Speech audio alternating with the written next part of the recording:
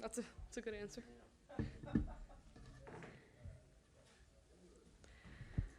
All right, we are now joined by winner of today's Baptist Health Cancer Care 200, driver of the number 42 Nice Motorsports Chevrolet, Carson Hocevar. Carson, you've had quite an impressive season. All right, 1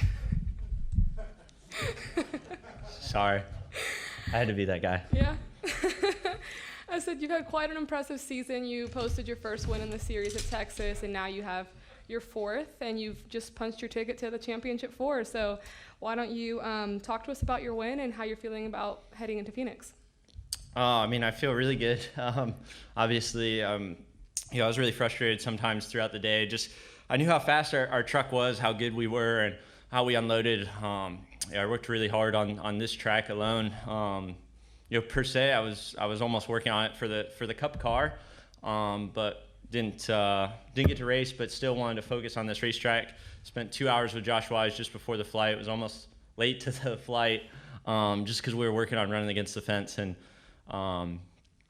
little did I know that was going to help me and give me the confidence. We were reeling them in. My lap times were way faster when I went to run the fence, and super big, super helpful, and appreciative of everything Worldwide Express has done, Nice Motorsports, everybody, that our truck was that good, and I knew it could be that good, and didn't want to see a day like today slip away.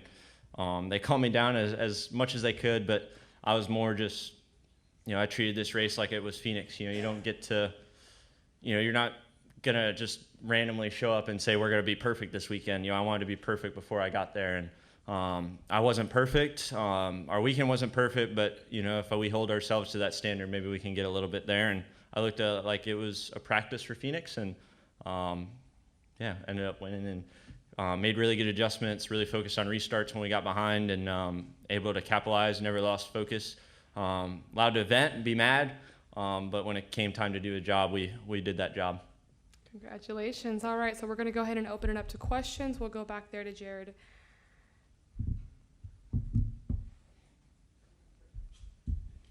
Jared Haas with FrontStretch.com. Carson, are you going to call your shot at Phoenix like you did this morning on Twitter or on X? No. No, I'm not. If we work really well, if we work as much as we have, we'll have a shot. I could be leading into 3, coming to the white. Yellow could come out, make the wrong call. When you call your shot, you end up looking dumb 99% of the time. So this team's plenty capable to win the championship, but there's plenty of other teams that are capable of winning it. So we're going to focus up and work like we have today. All the hard work was the weeks in advance. I said that coming to the green. All the hard work's at the shop, all the hard work's in the sim. We just get to take advantage on these days of our hard work. So that's what we're going to do when we get to Phoenix. We work as hard as we can, and we focus on Phoenix.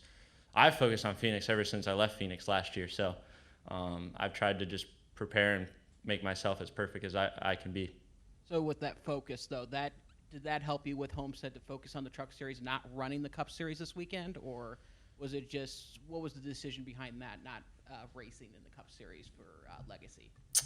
It wasn't my decision, but they've helped me so many times in so many races this year, to be able to be fortunate enough to get in that car. They did Spire a big favor by letting me drive that car, and I'm a bit of unknown. Driving the Cup Series, obviously, it somewhat looks like a smart decision for how we ran, but at the time I didn't think a lot of people would have said that, and super thankful for them. And they got the opportunity between Toyota and Chevy to do a favor for them, and this was the race they allowed John Hunter to get in a Chevy, and it would be very, very selfish of me to ask them to hurt themselves next year to not race.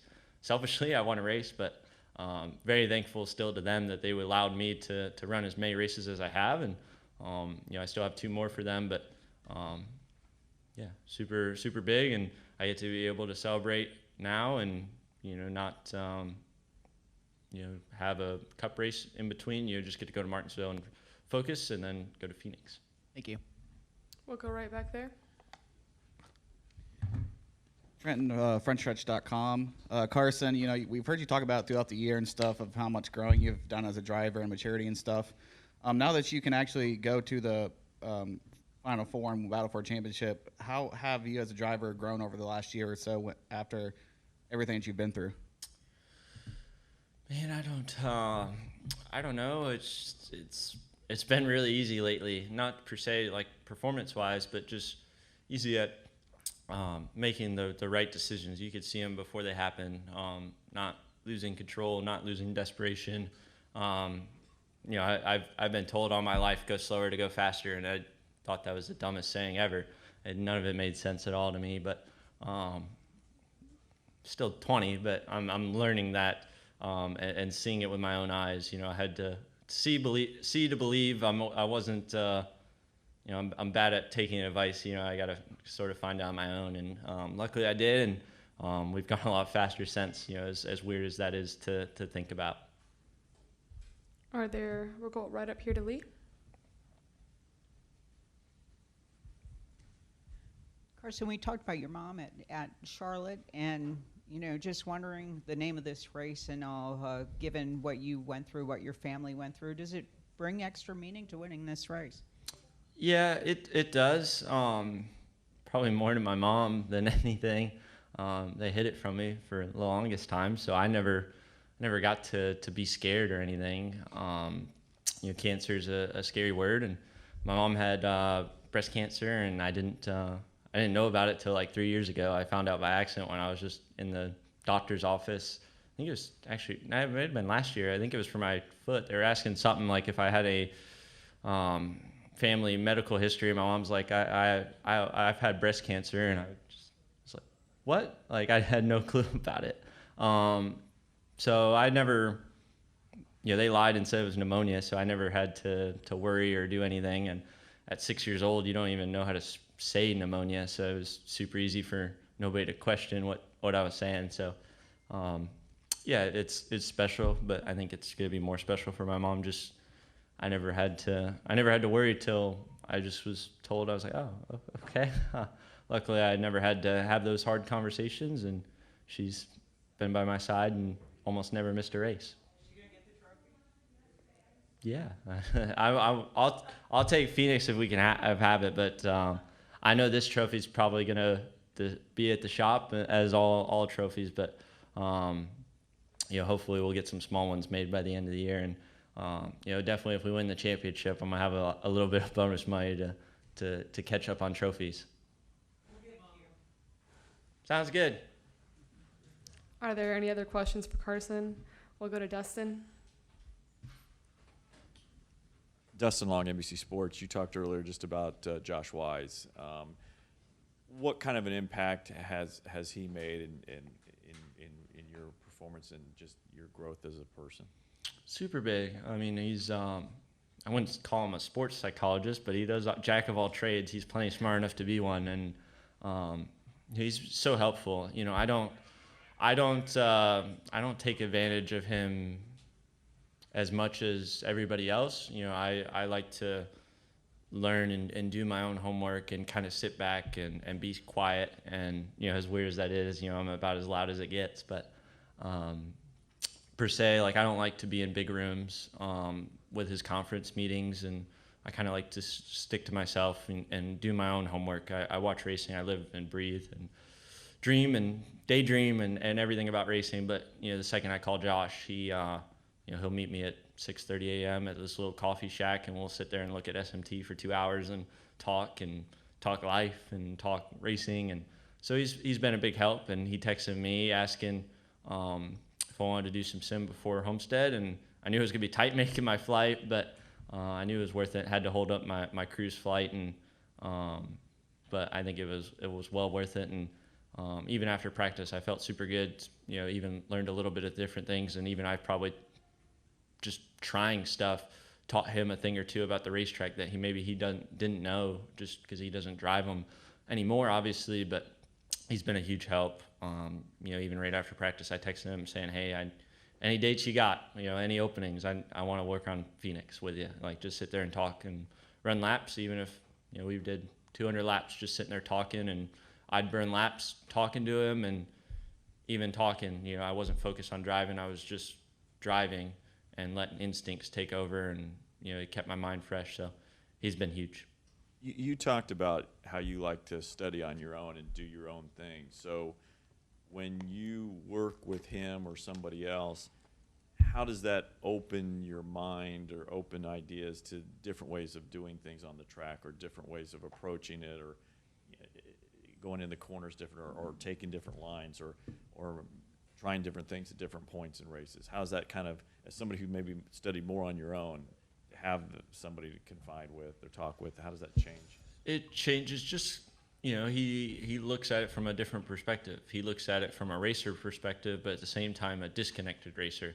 So, you know, I know exactly how these things are, and, you know, he might have that out of the box idea, you know, where a lot of times racing's just monkey see, monkey do, you know, everything's eventually developed a little bit over time, and, you know, that's why these guys are so good now. You know, you try one thing almost every single time you go faster by finding something by accident.